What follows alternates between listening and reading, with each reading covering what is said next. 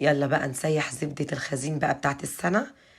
احلى زبدة تجيبيها دلوقتي في شهر طوبة، لان ده موسم البرسيم، فبتبقى احلى زبدة تجيبيها في الوقت ده.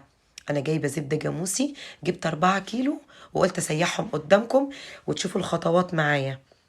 حلة بقى على النار، نزلت بيها بالزبدة، واول ما تغلي معايا زي ما انتم شايفين كده، انزل بمعلقة صغيرة مليانة ملح.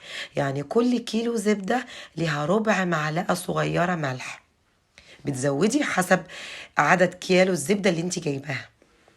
دلوقتي على نار عالية، ما تسيبيهاش خالص، تستمري في التقليب.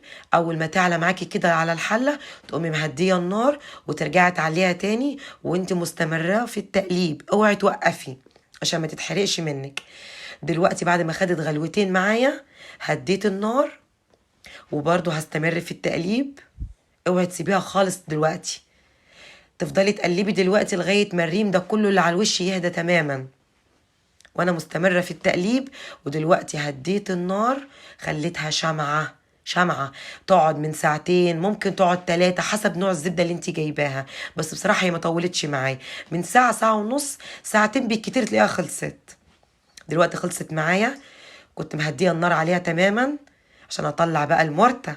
احلى مرتة هتاكليها، شايفين لون المرتة بيجي ازاي؟ عبيت لي برطمانة وعبيت لي كمان طبق، كانت مرتة تحفة.